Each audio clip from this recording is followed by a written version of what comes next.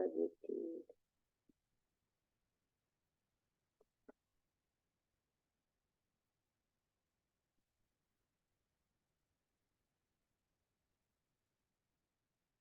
Hola, buenas tardes. Buenas tardes, muy bienvenidas, bienvenidos a este 20º encuentro online de la red de cuidadoras y cuidadores de personas con autismo y necesidades relacionadas al neurodesarrollo. Les damos una muy bienvenida. Hoy día vamos a estar hablando sobre un tema súper interesante del cual no habíamos hablado. Así que esperamos que se queden súper atentos, atentas.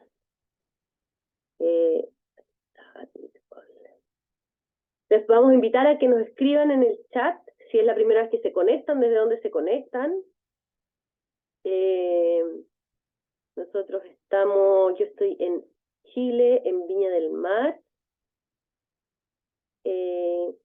De a poquito nos vamos a ir conectando, vamos a dejar unos minutos para que se terminen de conectar las personas y en unos minutitos ya damos inicio a este 20º encuentro online.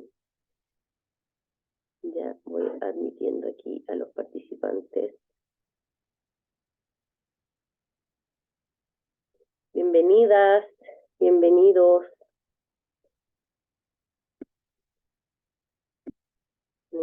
Vamos a dar unos 5 minutitos para que se terminen de conectar las personas.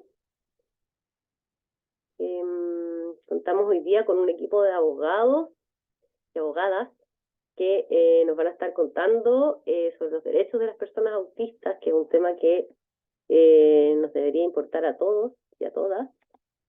Así que vamos a esperar que se conecten las personas para dar inicio a este encuentro online.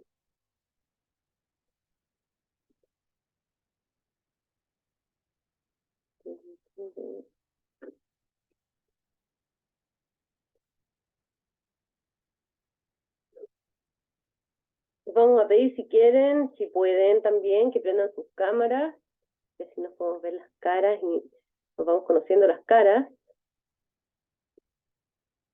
Y así vamos armando esta red.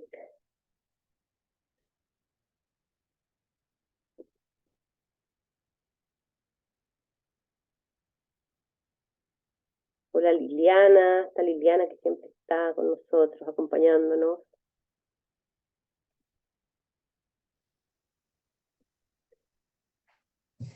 Les pedimos a las personas que se conectan por primera vez que dejen en el chat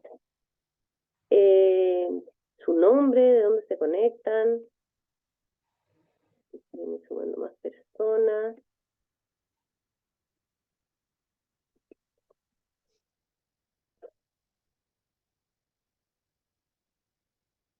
Bueno. Lorena Vergara de Concepción. Bienvenida, Lorena. Gracias. Bueno, voy a ir presentando a nuestros invitados. Ya, hoy día contamos con la abogada María Angélica Dubauchele, no sé si lo dije bien, con Paulina Alvarado Santelices y con José González Ortiz. Ellos son abogadas y abogados.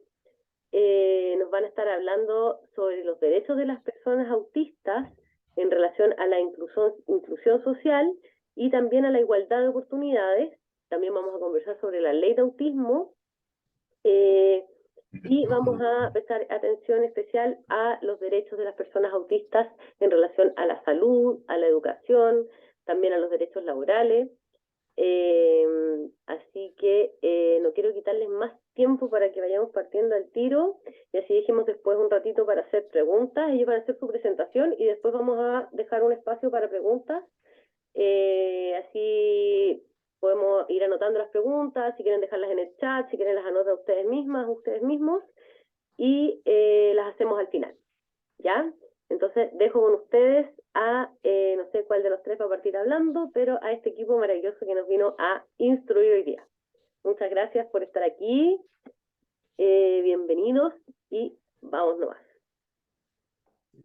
Bueno, muchas gracias a todos y todas. Yo voy a comenzar con el diálogo. Mi nombre es Josué González Ortiz y yo soy abogado puertorriqueño, resido acá en Chile. Me acompaña mi esposa Paulina Alvarado y además la colega María Angélica Dubachel. Bueno, pues nos hemos, ¿verdad? Hemos coordinado esta reunión, bueno, básicamente a través de María Angélica. Y claro, no, queremos compartir esta información a modo de iniciar una conversación sobre los derechos de las personas, de las personas diagnosticadas con el trastorno del espectro autista. Pero más que una charla de abogados o una charla legal, pues nosotros lo hacemos como activistas y cuidadores de personas TEA que tenemos muy de cerca. En el caso mío y de mi esposa, el de nuestro hijo Pablo, que es un niño TEA de 3 años, un niño chileno de 3 años, y de María Angélica en relación con su nieto Clemente. Así que sin más, vamos a comenzar. Disponemos de muy poco tiempo, así que tengo 10 minutos y ya he ocupado dos. Así que voy a tratar de comenzar. La idea, como les dije, voy a dar vamos a hablar de estos temas en términos muy generales. No pretende ser una charla académica, pero sí que tengamos tiempo para generar la conversación ¿verdad? En relación con esta legislación que es tan reciente. Así que voy a compartir pantalla. Así que ya, ahí está. Esa es nuestra presentación. Ahora sí, ¿verdad? Creo que es importante que antes de hablar de lleno del tema, pues consideremos cuáles son los principios de derechos humanos, del derecho internacional de los derechos humanos que informan a esta legislación, ¿verdad? Básicamente el tratado principal, la Todo esto convención está principal. disponible. ¿Se escucha? Sí. Ya. Sí, es la eliminación de todas las formas de discriminación contra personas con discapacidad del 2006, que fue ratificado por el Estado chileno en el 2007, ¿no? Y de ahí, pues, se ha estado aprobando legislación importante, entre ellas la ley 20442, que es la que tiene que ver con el reconocimiento a la igualdad de oportunidades e inclusión social de las personas con discapacidad. La 20584, lo que tiene que ver con los derechos y deberes de las personas en relación con las acciones en atención de salud. La ley número 2609, que establece medidas contra unas acciones judiciales para combatir actos de discriminación arbitraria, ¿no? General, y que aplica a las personas con discapacidad y a las personas TEA. La ley 21331, que habla sobre el reconocimiento y protección de los derechos de las personas en atención de salud mental, y la 21545, que establece la promoción, inclusión y la atención integral de las personas y los derechos de las personas diagnosticadas con el trastorno del espectro autista, y nos vamos a enfocar en esa legislación. Así que en términos generales, en relación con los principios de los derechos humanos en general, pues claro, pues los derechos humanos pues se refieren se refieren a esas prerrogativas que tenemos todas las personas fundadas en la dignidad humana, que no se nos aplica sin importar nuestras circunstancias personales, al grupo al que pertenecemos, o cuáles son nuestra condición de vida, ¿no? O nuestro estatus social. O sea, nos aplica a todos por el mero hecho de existir como personas, ¿verdad? Y en la columna vertebral de esas prerrogativas, pues se establece a través de la Declaración Universal de Derechos Humanos, de 1948, y de ahí pues se ramifica a una serie de instrumentos y tratados y convenciones para que a partir de esa dignidad que tenemos todos los seres humanos se aplique a circunstancias muy puntuales, como es lo que tiene que ver con el discrimen a la mujer, los derechos de los niños y niñas y adolescentes, las personas migrantes, los derechos políticos, etcétera, ¿no? Y todas estas, ¿verdad? Estos derechos humanos se establecen a través de de legislación, se reconocen por la Constitución o por la Constitución Política de Chile y de todos los países, y como les mencioné, a través de los instrumentos internacionales de derechos humanos. Y de ahí es que viene la Convención sobre los Derechos de las Personas con Discapacidad, que es perfectamente aplicable a las personas TEA. Se establece, y en relación con la dignidad de las personas con discapacidad, pues se establecen unos principios muy importantes, ¿verdad? Muy puntuales en relación a ello, que tiene que ver con la protección para combatir la discriminación, la garantía de acceso, la igualdad de oportunidades y los principios de inclusión. Así que entre los principios que se reconocen por la Convención está el respeto a la dignidad inherente, que esto se refiere al derecho a la vida, ¿no? A la libertad, a no ser objeto de tratos crueles o tortura, a la protección a la integridad física y mental, ¿no? A tener una vida familiar plena, a la privacidad y la protección social. La autonomía individual se refiere a estas garantías de desplazamiento, de movilidad, el derecho para ejercer ese derecho, el poder, el tener asistencia efectiva, los acomodos razonables y la eliminación de barreras arquitectónicas. En relación con la igualdad de oportunidades, la ley TEA pues, lo adopta, y la ley de protección a las personas con discapacidad de Chile también, lo que tiene que ver con los temas de accesibilidad a los servicios de educación, por ejemplo, y a las protecciones en el trabajo desde la postulación hasta al reconocimiento de acomodos razonables, el que no se sea objeto de actos de discriminación con el propósito de excluir a las personas. Así que otro aspecto importante es lo que tiene que ver la perspectiva de género. Y eso, de hecho, antes de comenzar esta charla, lo que estábamos precisamente dialogando era un poco cómo es que se subestimó el diagnóstico TEA a las mujeres, ¿no? Y ya pues, hasta cierto punto han sido excluidas y ha sido una población de personas que no han sido debidamente atendidas precisamente por la ausencia de una perspectiva de género. Y un aspecto importante también es el respeto a la evolución de las facultades de los niños y niñas con discapacidad. Aquí es importante mencionar que se adopta específicamente el principio del interés superior de los niños y niñas y adolescentes, que se refiere en las políticas, y eso nos aplica a nosotros como cuidadores, no solamente al Estado, al momento de la implementación de políticas públicas, sino que a nosotros como cuidadores de personas con TEA y que sean menores de edad, tenemos que respetarles su integridad física, mental y emocional, reconocerles la situación de vulnerabilidad y respetarlos como personas y respetar sus opiniones y escucharlos independientemente de la condición que tengan, ¿no?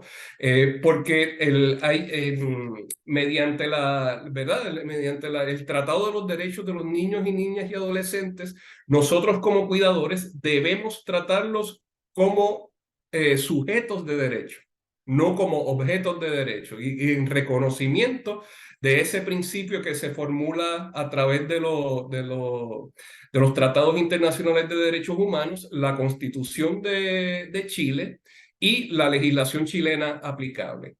Así que teniendo eso en cuenta, ahí está, espérese, ahí me pasó. Teniendo eso en cuenta, pues vamos un poco a dialogar sobre cómo es que se manifiesta esta violación de los derechos humanos en las personas TEA, ¿verdad? Porque la idea es que tengamos el discutir estos principios tienen el propósito de que cuando nos enfrentemos a situaciones en nuestro día a día o en nuestras interacciones, pues podamos identificarlos y establecer y levantar una bandera roja, ¿verdad? Y reconocer cuando se nos presentan situaciones de que pudieran alcanzar una violación de derechos humanos, por ejemplo, una violación a la dignidad o que nuestros hijos o hijas sean objeto de exclusión, por ejemplo, de programas educativos o de actividades educativas. Por ejemplo, nos envían un video, ¿verdad? En que están todos los niños jugando en el jardín y de momento vemos que nuestro niño está deambulando sin que nadie que lo ayude. Pues ahí entonces eso es una bandera roja que se nos debe levantar para entonces corregir esa situación de alguna manera. La estigmatización, el derecho a la educación, que eso nos va a hablar un poco María Angélica. Por ejemplo, en lo que tiene que ver con la estigmatización, que no se nos permita a nuestros seres queridos o a nosotros mismos no se nos permita disfrutar de un transporte público porque nuestros hijos gesticulan de alguna manera, ¿no? Eso estaría prohibido por la legislación. Acceso a servicios públicos, discriminación en establecimientos públicos, ausencia de protección ante la ley. Es decir, no se establecen mecanismos para la comunicación, que de hecho la ley TEA habla un poco sobre eso, el que se ofrezcan herramientas para comunicarnos con las personas con el trastorno. Acceso a servicios médicos y de salud. Paulina nos va a hablar un poco sobre eso. Participación comunitaria. Todo esto es en igualdad de condiciones. Así que, habiendo un poco hablado sobre cuáles son estos principios que informan la legislación, no solamente de la ley TEA, sino a todo el sistema de protección legal en relación con las personas con discapacidades, la ley TEA específicamente explicita el derecho a la igualdad de oportunidades, que es un principio importantísimo de derechos humanos. Resguarda la inclusión de las personas con TEA, visibiliza las necesidades de las personas con TEA y sus cuidadores. Es decir, ya no se trata solamente de la persona con discapacidad, sino hay unas consideraciones especiales y un reconocimiento especial a las personas que acompañan a esta población. Define quién es una persona cuidadora, resguarda los procesos de inclusión social en todo el ciclo vital, promueve el abordaje integral en ámbitos sociales, sanitarios y educativos, disminuye barreras para el aprendizaje, la participación y la socialización y asume el compromiso de concientización social sobre el tema que resulte en un cambio cultural y en un cambio de paradigma para que entonces se reconozca la diversidad funcional.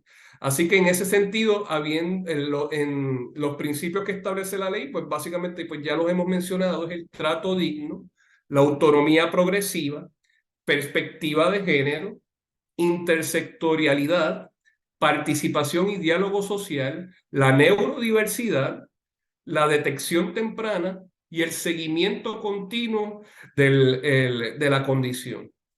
Así que habiendo un poco hablado sobre, en términos muy generales, sobre los principios que informa esta legislación protectora, ahora les dejo con Paulina, que nos va a hablar un poco sobre la atención en salud.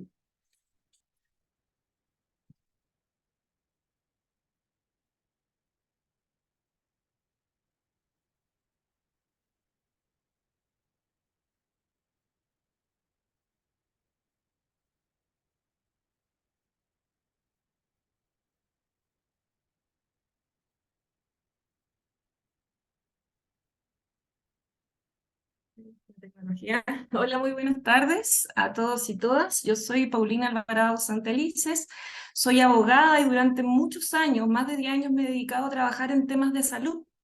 Sin embargo, en esta ocasión yo concurro con ustedes en calidad de mamá de un niño con autismo.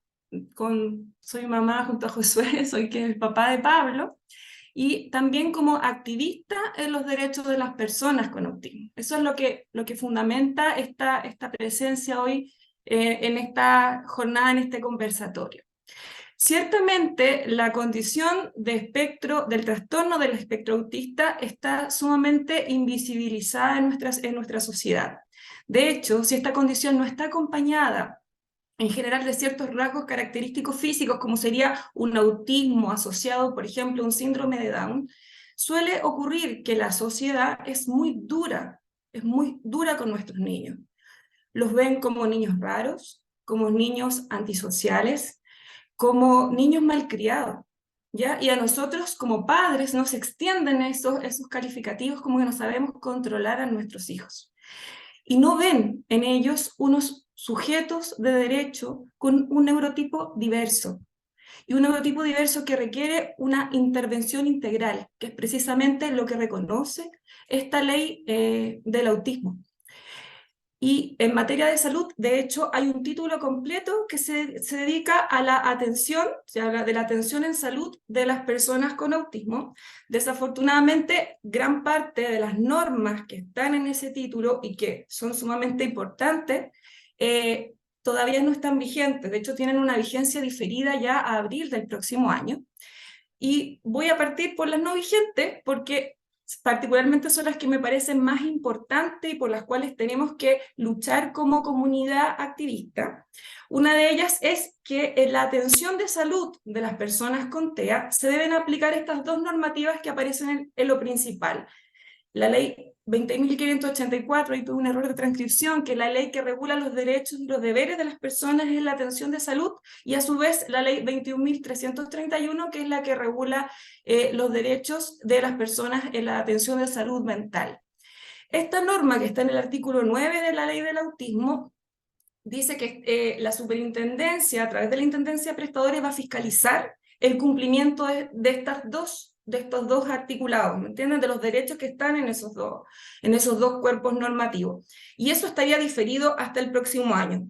Sin embargo, ambas normas en separadas están absolutamente vigentes. Por lo tanto, si bien nosotros no podemos invocarlo desde el punto de vista de la ley del autismo, si nosotros, personas con autismo o nuestros hijos, se incumplen los derechos que tienen, por ejemplo, a recibir un trato digno, a ser tratados por su nombre, a que se respete la decisión sobre el tratamiento médico al cual desean someterse, a que no se le dé información respecto de su atención de salud, claramente nosotros lo podemos reclamar sin perjuicio que, en particular, respecto de la ley del autismo no estén aún vigentes.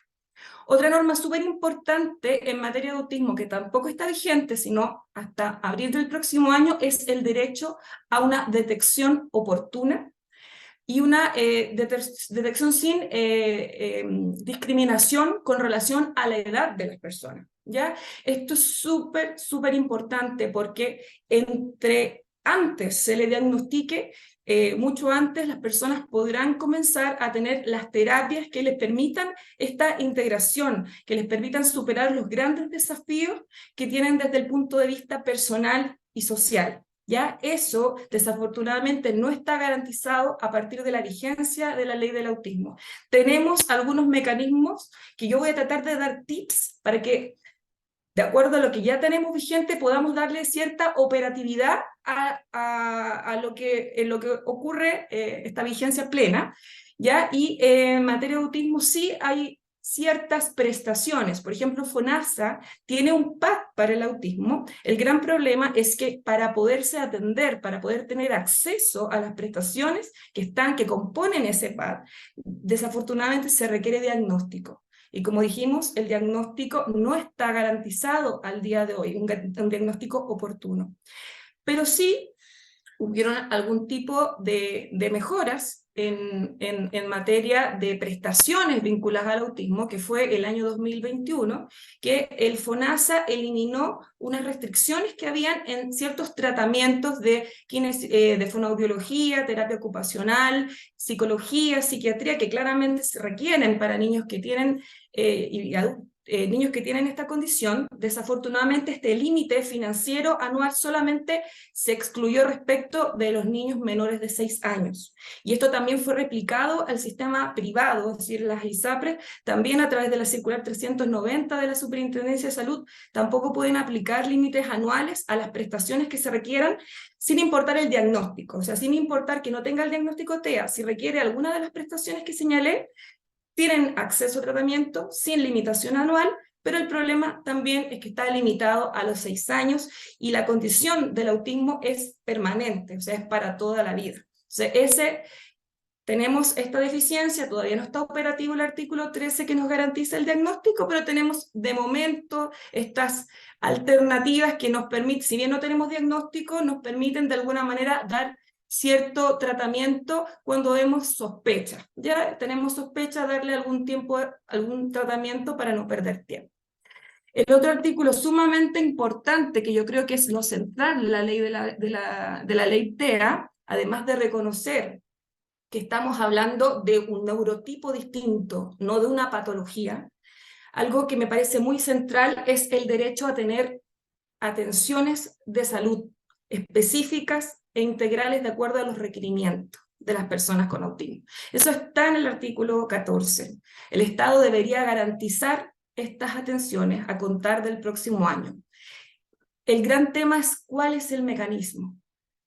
Personalmente considero que nosotros, como comunidad organizada, debemos intentar que el artículo 3º transitorio de la ley del autismo, que indica que el autismo podrá considerarse dentro de las garantías explícitas, dentro de los GES, nuestra lucha debería ir enfocada a eso, ¿ya? A ser considerada una garantía explícita en salud. ¿Por qué? Porque los GES primero aplican al sistema público y al sistema privado. Ya ahí no hay una discriminación. Entonces, por lo tanto, niños que tienen recursos y niños que no podrían acceder a este grupo de prestaciones, bueno, y no solamente niños, también adultos, porque se reconoce esta necesidad de tratamiento para toda la vida. Entonces, ese es un aspecto importante de por qué nosotros deberíamos luchar porque los tratamientos del autismo se traten bajo los GES. Primero, por el acceso, la calidad, la oportunidad y la protección financiera asociada a los GES. Segundo, porque dentro del GES se incorporan distintas etapas de diagnóstico, tratamiento, seguimiento. También se incluyen prestaciones que inclusive también tienen medicamentos. Entonces, y también el GES establece unas herramientas específicas de exigibilidad, ya tanto a nivel público como a nivel privado. Entonces, una manera de darle operatividad a esta norma. Entonces, si bien el artículo 14 es sumamente relevante, al día de hoy no está vigente, pero como comunidad organizada, tratar de plantear esta necesidad al Ministerio de Salud para cuando se discuta el nuevo decreto GES, se incorpore al TEA como un problema garantizado. Si bien el último decreto es del año pasado y tienen una duración de 3 años, esa duración es máxima. Nada impide que pueda revisarse antes de del cumplimiento de ese plazo. Por lo tanto, esos son los 3 normas muy importantes en materia de salud, pilares centrales quizás de esta normativa que desafortunadamente todavía no están vigentes. Adicionalmente a eso, hay otras normas que sí lo están, que están aquí en la lámina que estoy proyectando. Lo primero es el tamizaje del trastorno del espectro autista, es decir, que a través de los programas ministeriales se van a señalar dentro de los tratamientos de salud de la población, sobre todo infantil y adolescente, cuáles son las señales de sospecha. Se supone que se está trabajando en esos protocolos. También la derivación de casos de sospecha desde los establecimientos de salud hacia los prestadores de salud, perdón, desde los establecimientos de educación hacia los prestadores de salud.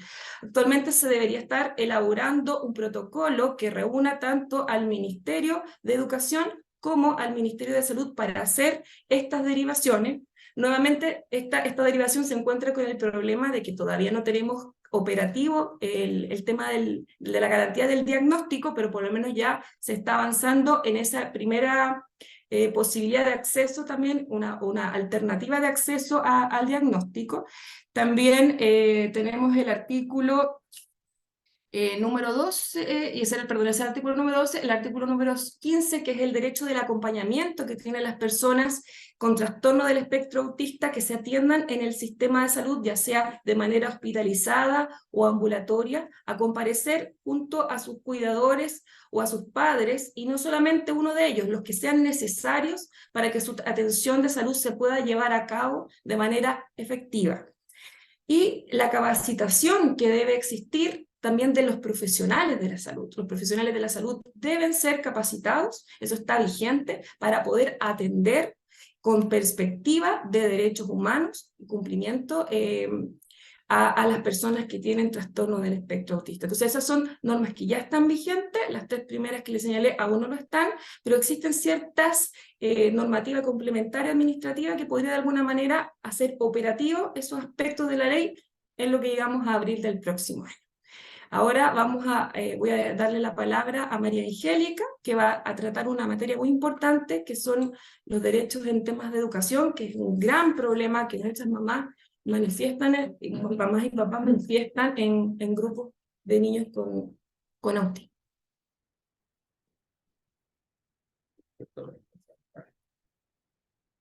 Hola, efectivamente he participado muchas veces en estas como capacitaciones que hace la Fundación CAI como curadora. Ya les voy a explicar después cuál es el concepto de curador, ¿ya? O tutor de persona con TEA, ¿ya?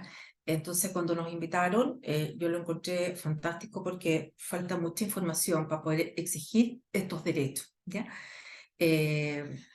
A mí me tocó porque nos estuvimos distribuyendo, y también trabajo con Paulina hace muchos años en salud, en lo que es educación, ¿ya? Y después me voy a hablar y enumerar el tema de los derechos de los tutores o curadores. Hay una poesía de un español que se llama Gabriel Celaya, que la encuentro muy buena para explicar lo delicado que es la educación, ¿ya? Porque dice, educar es lo mismo que ponerle un motor a una barca. ¿Qué es lo que uno hace? Va, mide, pesa, equilibra y pone todo en marcha.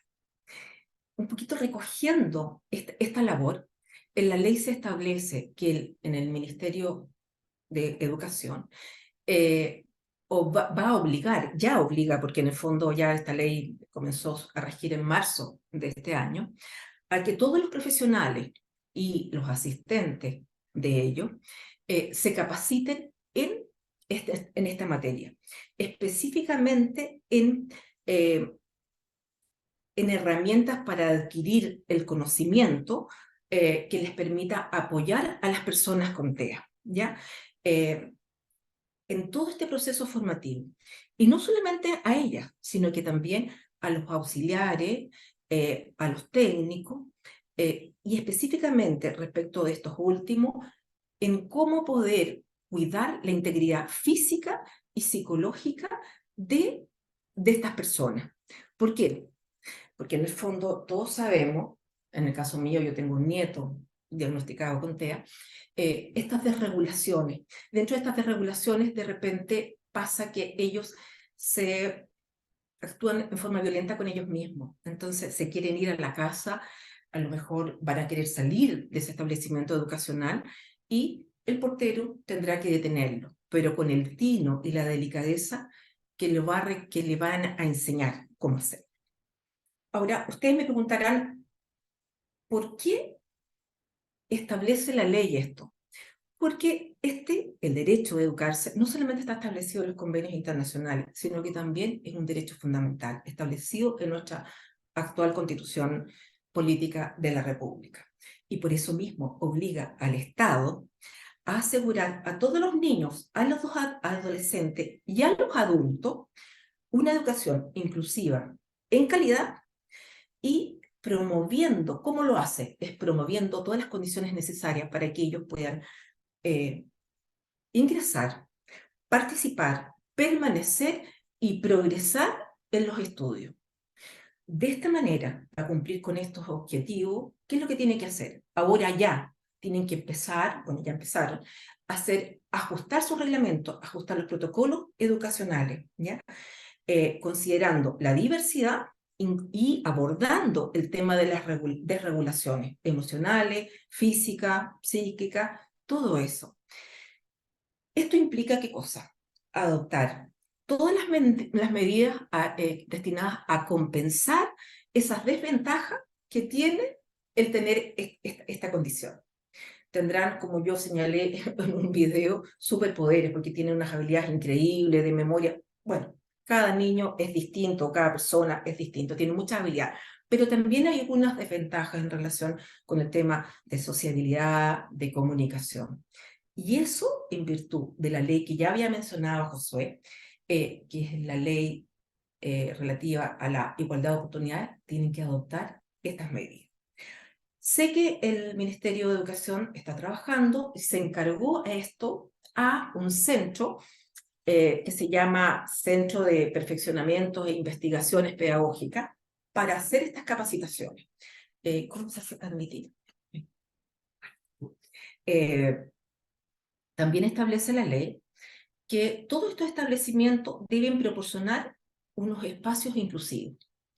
Establecimientos, como les digo, de párvulo, de educación media, y también en las universidades. Incluso tratándose de las universidades, obliga a que cuenten con mecanismos que faciliten todo el proceso educativo, es decir, un proceso de selección especial, participación, la formación, y lo que más me gustó a mí, que también los acompañen en el egreso. No solamente se queden estudiando, se pueden egresar bien. Y además, cuando uno entra al mundo laboral, tenemos otra ley, que ya escapa del tema del TEA, que es el tema de la inclusión laboral, pero eso da para otro capítulo, para otra ley.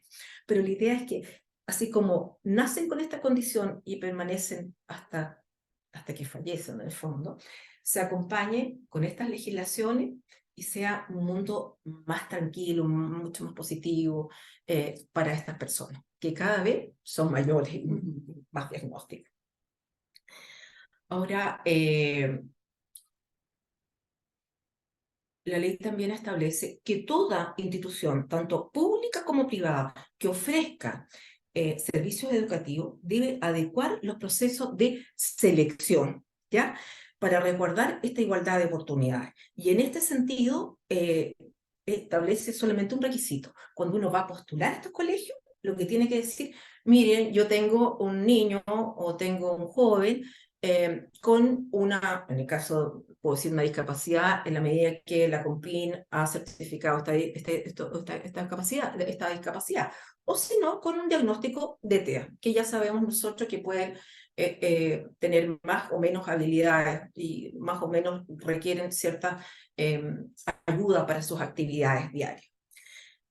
La ley no dice nada con respecto al cupo, ¿ya? Que tienen que tener estos colegios públicos y privados. Entonces, como no dice nada con respecto a este cupo, nosotros tenemos que remitirnos a lo que señala la legislación con respecto a las instituciones públicas y las subvencionadas, que dice que siempre tienen que tener 2 cupos en cada curso para las personas con necesidades especiales permanentes y 5 para aquellos que tienen necesidades permanentes transitorias. Entonces, frente a este vacío, deberíamos ocupar esta misma norma. Por otra parte, el reglamento relativo al proceso de admisión, que es un decreto supremo 150, establece que todos los estudiantes con necesidades especiales de educación en forma permanente tienen derecho a una educación en un colegio público o subvencionado. Aunque no tengan programa de integración escolar, estos PIE, sino que si no lo tienen, podrán entrar como una admisión especial, que sí tienen que tener esos procedimientos. Eso es en cuanto a educación en términos generales. Ahora, en lo más concreto, ¿ya? Nosotros como curadores, tenemos que tener presente varias cosas. Uno El concepto. Porque hay personas que me han preguntado, ¿seré curadora yo cuando transitoriamente veo a este niño? O en el caso mío, yo soy la abuela, no vivo con él. Puedo ir a verlo, lo voy a ver todos los días, el fin de semana, todas las veces que yo pueda, porque trabajo en otro lugar. Pero sí, dentro de este concepto que está establecido en la ley 20.584, dice que curador, ¿ya?, es aquella persona que en forma gratuita o remunerada ayuda, apoya a una persona que tenga un nivel de dependencia, ya sea permanentemente o en forma transitoria. Y da lo mismo si tiene o no vínculos de parentesco, ¿ya? Eso es esta persona curadora. Y en virtud de ese concepto, en el fondo, uno tiene un estatus distinto.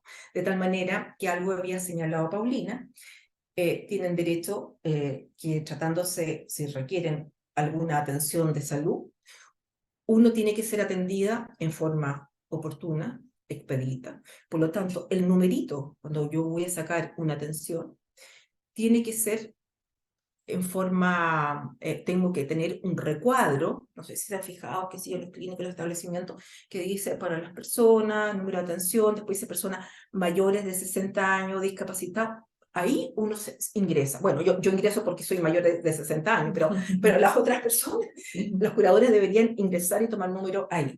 También para entregarles los medicamentos, para hacerse los exámenes médicos. Todo eso, atención prioritaria. También el derecho de acompañar, ya Paulina lo señaló, a cualquier persona diagnosticada con TEA, y cualquiera sea la edad. No se trata de solamente un niño, ya también puede ser un adulto, para en el fondo acompañarlo en estas atenciones de salud de todo tipo. Pueden concurrir al juzgado de policía local en representación de la persona que uno está cuidando y que ve vulnerado sus derechos, ¿ya?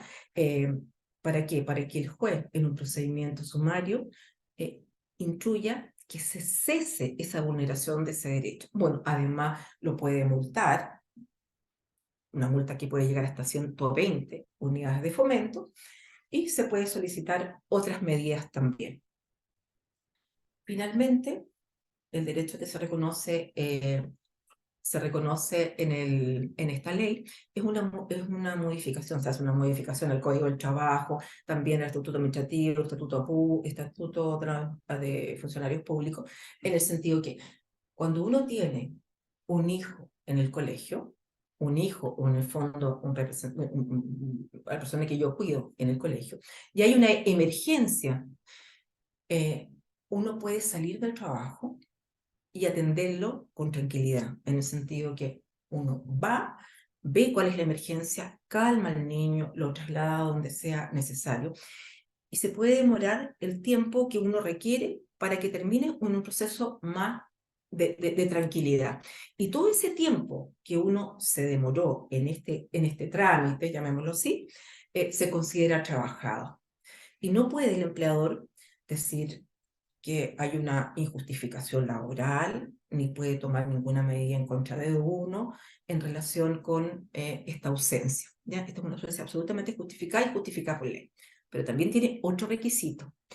Uno tiene que acompañar y enviar a la Inspección del Trabajo el certificado de diagnóstico de TEA de la persona que está cuidando. Y con eso puede usar este beneficio. Eso podría decir en términos generales. Y aquí volvemos a conectarnos los tres, por si te quieren hacer preguntas. Déjame compartir. Y abrimos espacio para preguntas. Muchas gracias. Muchas gracias, María Angélica y Josué y Paulina, por la información que nos han dado. Yo tomando apuntes, un montón de información.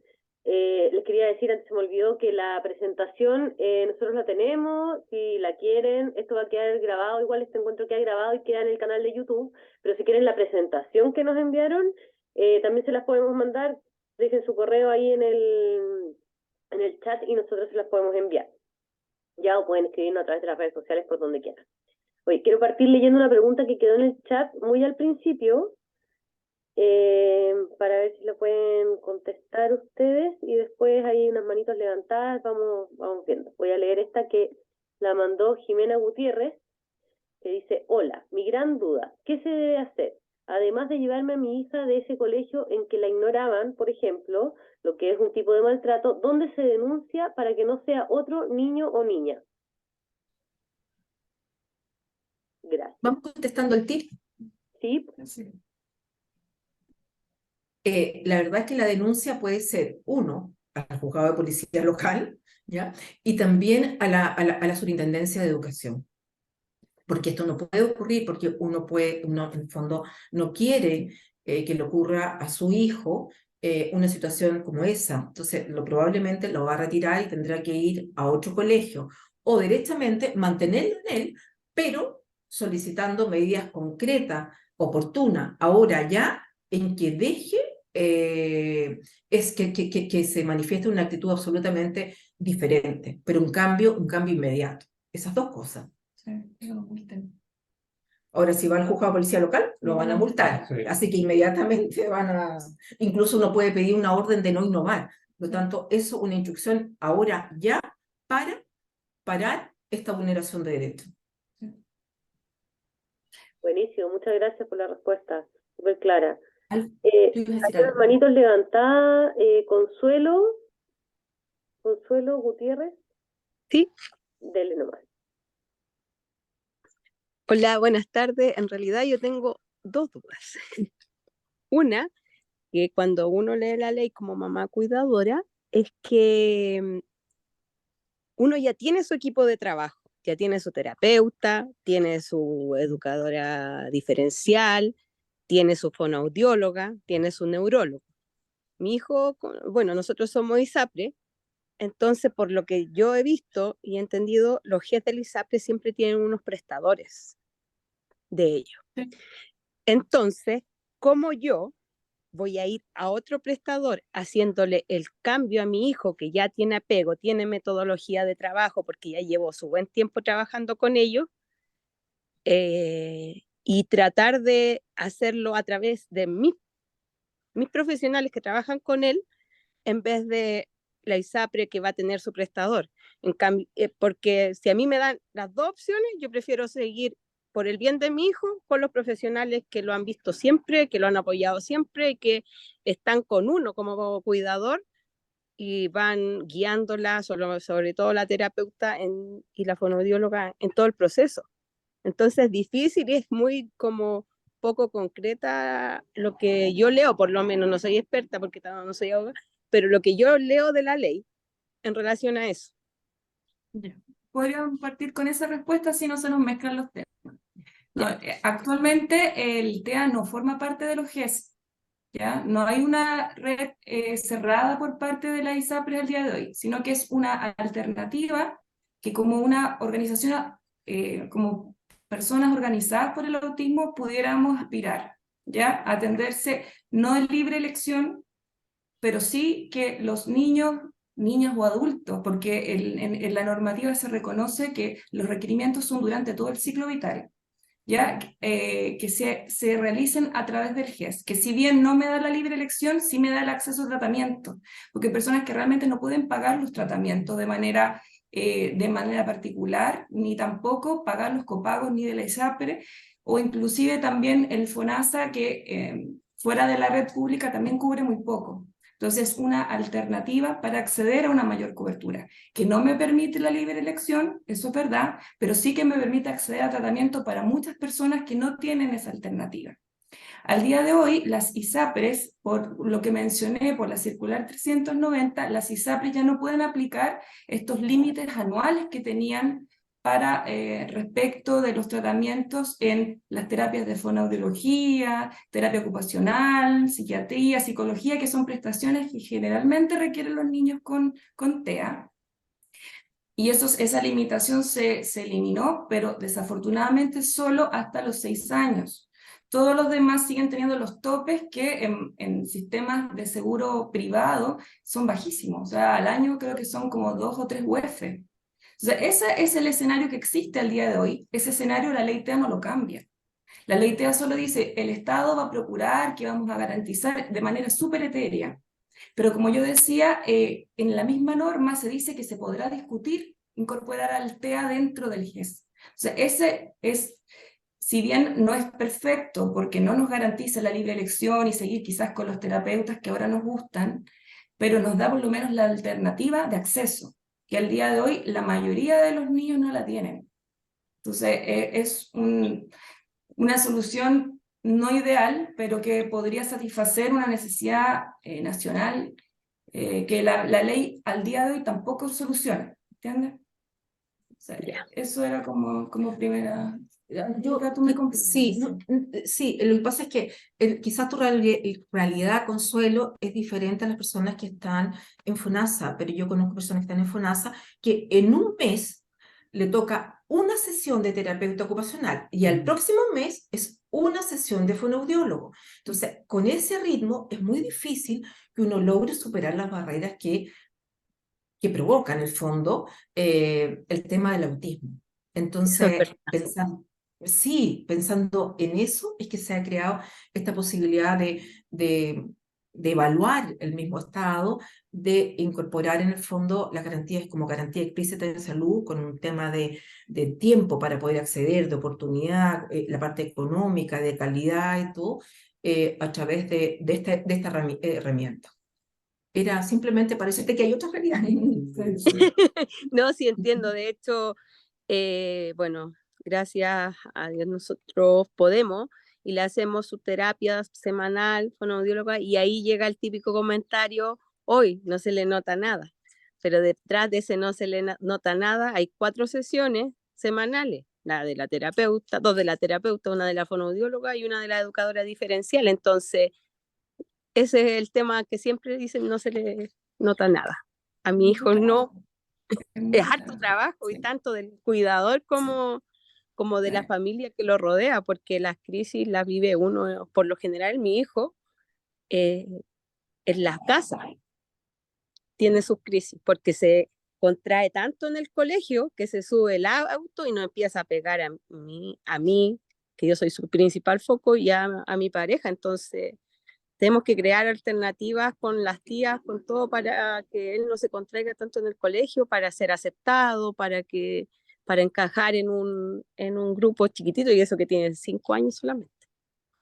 ¿No? Y a medida que van evolucionando, van teniendo distintos desafíos, porque la sociedad no se ajusta a ellos. Entonces ellos tienen tanta necesidad de tener que ajustar y quizás uno también como cuidador aspira a eso para que sean en algún minuto independientes y realizados. Entonces es mucha terapia. Entonces nosotros, lo importante de la ley, lo que yo decía, es que ya no se ve al autismo como una enfermedad, porque no es una enfermedad, pero sí es una condición neurológica, que requiere mucha terapia. Y eso, a pesar de que se reconoce que el Estado va a propender, no hay una garantía concreta al día de hoy. Por eso es tan importante organizarse, para que, si bien se reconoce que esto es para toda la vida, se den las herramientas para que durante toda la vida tengan tratamiento. Claro. Y la otra pregunta. La Sí, otra pregunta sí. tiene relación con la educación. Mi hijo es un caso bien, bien puntual, pero yo creo que a lo mejor a muchos papás les ha pasado. Mi hijo producto, es medicado, y producto de ese medicamento le dio una ansiedad y producto de eso mismo le dio una resistencia a la insulina. Entonces estamos haciendo cambio de medicamento. Y en ese cambio de medicamento se mandó un informe al colegio en diciembre de la terapeuta y del neurólogo, que hacía relación a que ellos estimaban conveniente que el niño no tuviera cambios, ya que estaba teniendo cambios en su alimentación, cambio en medicación y, y obviamente un cambio bastante grande, porque yo debo confesar que mi hijo, para no tener crisis, yo le daba papas fritas, le daba bebida, y pasar de la resistencia a la insulina, y aparte que es muy selectivo, come 3 tipos de comida, no come fruta, no come verdura ni nada, era como mi me jugaba el quino con eso. Entonces, ¿qué pasó con el colegio? o sea, iban a cambiar su educadora diferencial, donde tienen el apego necesario él, donde tiene ya la metodología de trabajo. Entonces, yo no sé si el colegio tiene que aceptar lo que dice el neurólogo a través del formulario único, donde se le solicitaba de que no tenían que hacer cambios producto de lo que estaba viviendo el niño. Al final fue una batalla bastante grande porque tuve que llegar a la provincial de educación, pero me garantizaron solo un semestre.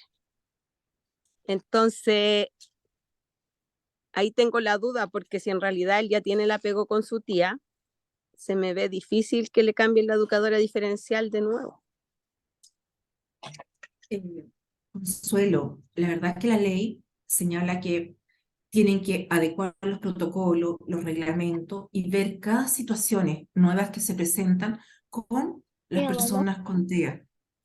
El tema está en que tampoco uno puede exigir lo imposible. En el fondo, en este proceso formativo, educacional, en algún minuto también va a tener que cambiar de profesores y se va a tener que ir acostumbrando, pero todo dentro de un proceso que uno lo puede no evitar, porque es parte del crecimiento, porque la idea es que progresivamente vaya siendo más independiente, pero para eso se va acompañando y trabajando el colegio con la terapeuta ocupacional. Tiene que haber una coordinación y eso tiene que aparecer en estos reglamentos. Al ajustarlo, tiene que aparecer, tienen que escucharse el psicólogo, la terapeuta, la fonoaudióloga, tienen que estar incorporados, porque si no, no funcionaría. Si yo lo entiendo en el proceso. Creo que es también complicado exigir a un colegio que mantenga a un profesional en específico. Exacto. Porque uno no sabe si ese profesional quizás es muy bueno supongamos, con tu hijo, pero no es un buen profesional. Entonces ya es intervenir en un grupo intermedio de la sociedad.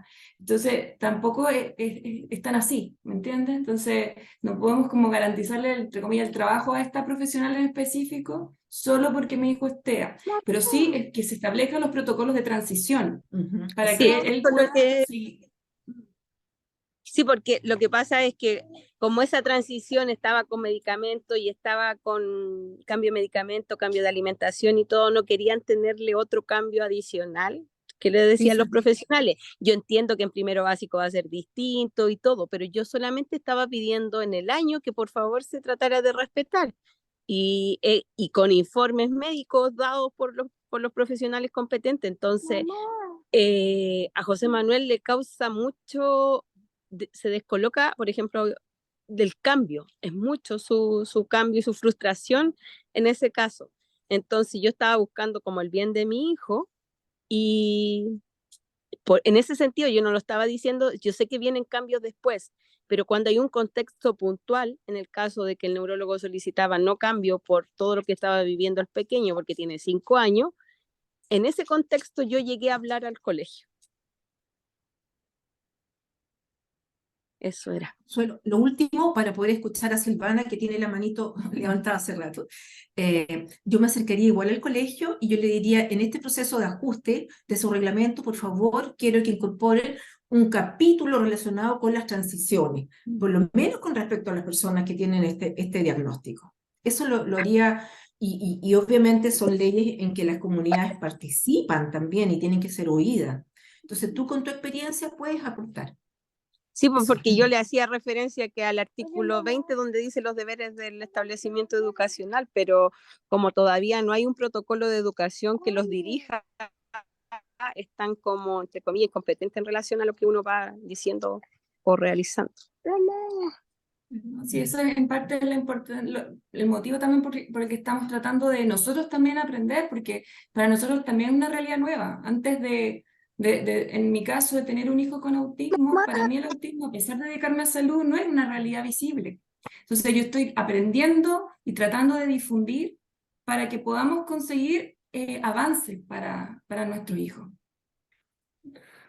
Ya, muchas Silvana, gracias. Sí, antes de continuar, primero debo despedirme. Me toca a mí ahora buscar a nuestro hijo. Así que nada, muchas gracias por su participación. Solo quiero decir, ¿verdad? Unirme a las palabras de Paulina en el sentido de aprovechar estas instancias para organizarnos y visibilizar todo esto, lo que han estado mencionando, de estas deficiencias que hay en torno a la protección de las personas TEA que viven con nosotros, ¿no? Así que yo creo porque la legislación establece unos pronunciamientos importantes, pero sí hay que trabajar con los mecanismos para exigir el que se cumpla con todos estos principios que hemos dicho. Así que es importante que lo visibilicemos, nos organicemos, lo denunciemos y los reclamemos. Así que dicho eso, pues ahí los dejo y muchas gracias por participar y escucharnos. Así que hasta pronto, espero. Chao. Muchas gracias Josué por haberte sumado y haber participado y habernos contado todo lo que nos contaste. Y nada, muchas gracias por esta oportunidad. Que te vaya muy bien en ir a buscar a tu niño. Quería dar la palabra a Silvana, que está hace rato con la manito arriba. Ojalá que nos pregunte derecho humano. Silvana, cuéntanos. Ya, perfecto.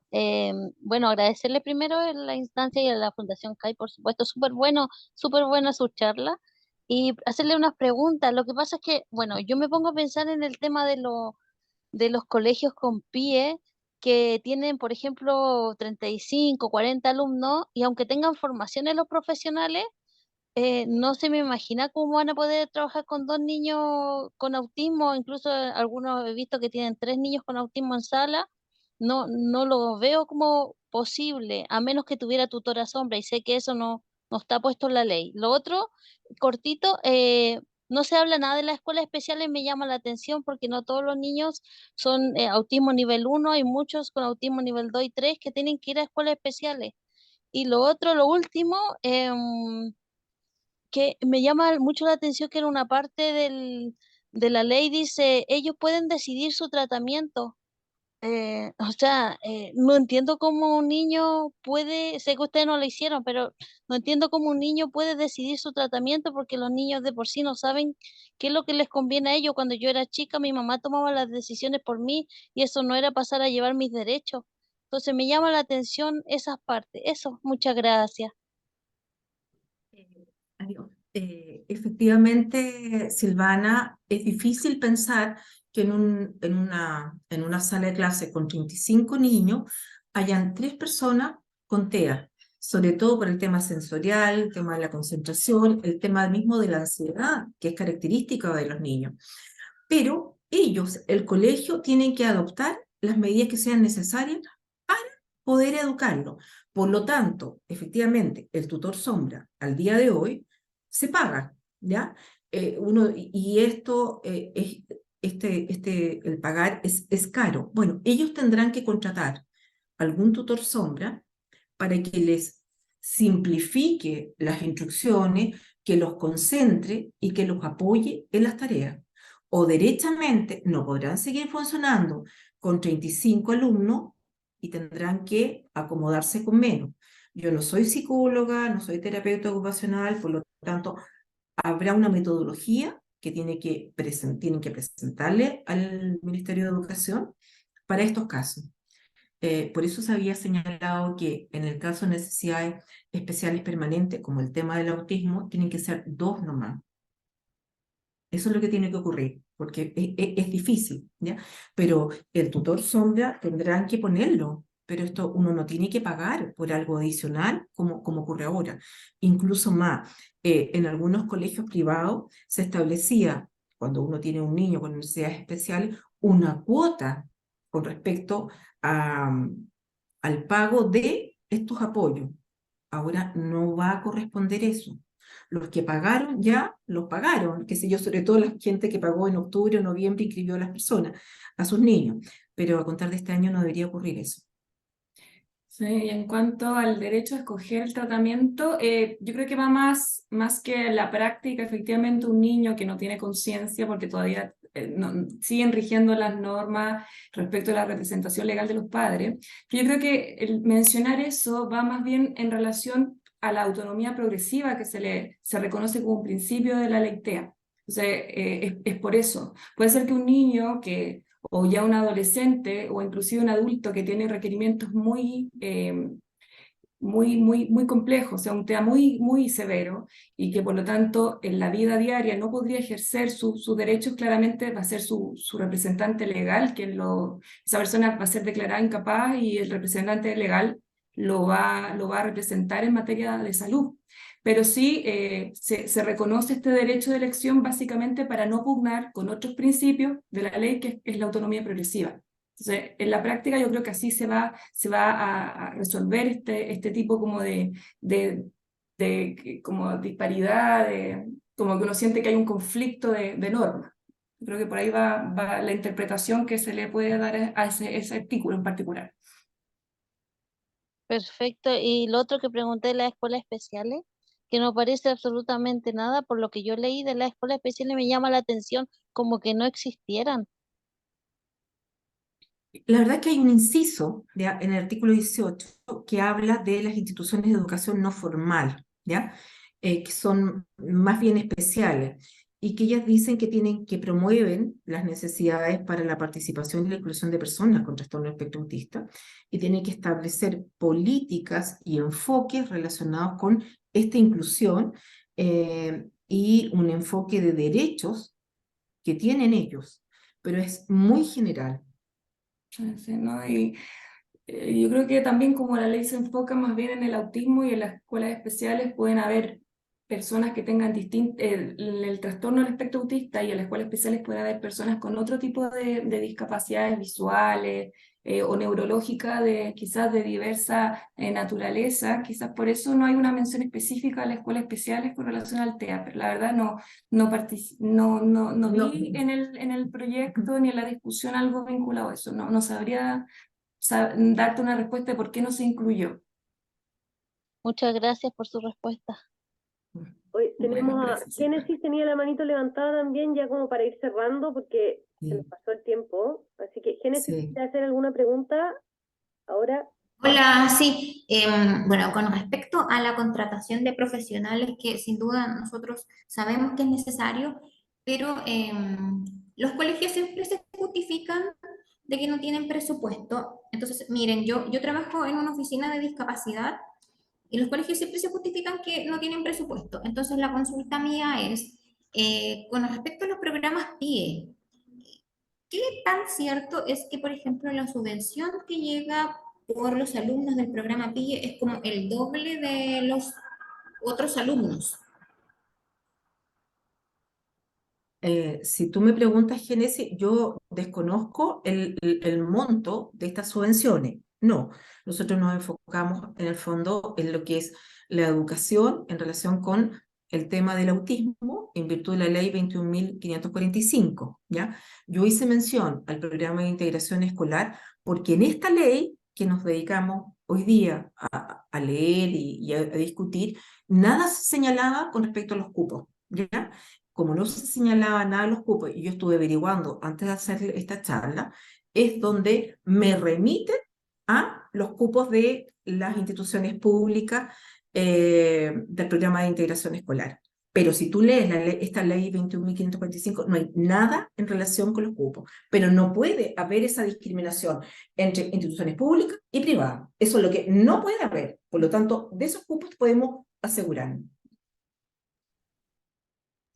Sí, lo que me llama la atención es que si bien los establecimientos no se pueden negar a tener alumnos con discapacidad o con autismo en este caso, pero también tienen que tener los profesionales idóneos, y muchas veces se justifica que no tienen los recursos para contratar a esos profesionales.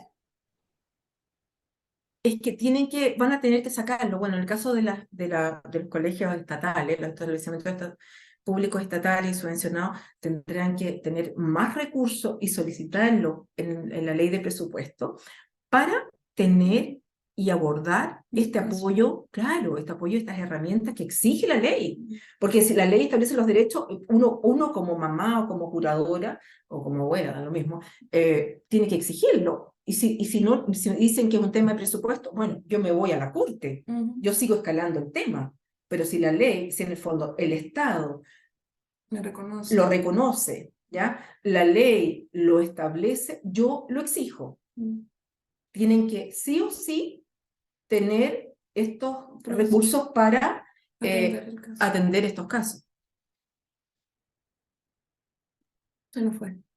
Muchas gracias. Génesis. Parece que justo se desconectó Génesis. Sí. Tenemos que ir como cerrando. Sí. Los queremos dejar súper invitados a que nos sigan en las redes sociales. Nosotros estamos siempre publicando por ahí las actividades que vamos haciendo. Queremos darle muchas gracias a María Angélica y a Paulina. Ay, perdón. Quiero una sola cosa antes de cerrar. Paulina tiene un teléfono. Por si es que necesitan. Sí, tienes el teléfono que podrías Sí, poner en el chat. se lo puedo compartir, ¿no? Comparto el mail. Si Sí. tienen dudas que después quieran que les podamos resolver. Nosotros ahí, miren, copien si quieren el mail y el teléfono por si tienen, si les surgen dudas puntuales. González Alvarado. ¿Y cuál es? Bueno, por mí. Ahí se los dejé en el chat. No sé si estamos ya en el tiempo o... Sí, estamos en el tiempo. Yeah. Quiero darle muchas gracias a nombre de la Fundación por haber participado hoy día. Este es un tema súper importante. Como decía María Angélica antes, o de otra manera lo decía, pero en el fondo si no estamos informados no podemos exigir nuestros derechos. Y ese es nuestro trabajo en el fondo, porque las leyes están ahí. Y es nuestro trabajo hacer valer esos derechos y esos espacios que se han ido ganando de a tan poquito, que tenemos que perpetuarlo y hacer valer. Y si hay que, como decía ahí Génesis, como ¿qué pasa si no tienen presupuesto? Bueno, hay que pelear hasta escalar hasta lo más alto para poder hacer valer esos derechos. Y si hay que contratar a otra persona y el colegio no quiere, bueno, tendremos que ir a otra instancia y así hasta que logremos que nuestras niñas y nuestros niños sean aceptados como cada uno es. Así que eso, solamente agradecerles por haber estado. Ojalá podamos tener otra instancia de seguir conversando. Muchas gracias por dejar su correo también ahí para si a alguien le quedó alguna duda o se le ocurre alguna duda, alguna pregunta después, poder también hacerla. Así que muchas gracias por eso, porque a veces uno en este momento no se le ocurre qué preguntar, pero después sí. Eso, Ale, ¿te gustaría decir algo? Una cosita muy cortita que decían respecto como de la imposibilidad de tener dos estudiantes TEA en un aula. Y la verdad es que la fundación lo que hace principalmente en la implementación de sus proyectos, además de la red, es justamente proponer metodologías para dinamizar las aulas de clase y para que exista una educación que sea más inclusiva. Es decir, hay algo que tiene que pasar en la mentalidad de, digamos, de cómo se gestionan, cómo se crean de las didácticas mismas del aula, que haga que todas las personas podamos coexistir y aprender de acuerdo con las potencialidades que tengamos, diversas que sean. Entonces, hay un paso que hay que dar en esa materia. Obviamente un tutor sombra ayuda, ¿no es cierto? Pero además hay un desafío a nivel político, a nivel del currículum, pero también a nivel de cómo implementamos esas políticas en el aula que tiene que ir cambiando. Y eso también la fundación lo hace y hay un montón de instituciones que están tratando de mover aquello. Por ejemplo, de que las aulas no tengan el mobiliario que tienen hoy en día para nuestras personas cercanas, neurodiversas. Es lo peor tener un aula con mesa y sillas que no se mueven, no poder transitar libremente. Entonces, por ejemplo, esos pequeños cambios hay que empezar a promoverlos, pero obviamente, como dice Kate, si no es desde la sociedad civil y si no es desde un ejercicio mancomunado, es un gran ladrillo difícil de correr. Entonces, ahí está el llamado. Así que eso. Muchas gracias. Gracias a todos. Oye, gracias. Héctor, escríbenos porque no alcanzamos a contestarte y te veo con la manito. Exacto. Sí, lamentablemente tenemos que ya desconectarnos porque empieza a pasar, que yo les contaba antes, cuando los encuentros se alargan demasiado, todos tenemos cosas que hacer después y la gente se empieza a desconectar y se empiezan a perder esta colita final, que es súper importante porque al final son las preguntas que tenemos todas y todos. Así que nada, eso, muchas gracias por estar, por participar, muchas gracias María Angélica de nuevo y Paulina por compartir todo su conocimiento con nosotros y su mail también para futuras preguntas, consultas. Eso, muchas gracias, estén todos muy bien. Por conectarse, por el interés, las preguntas, Chao, el chao. respeto. Chao, chao.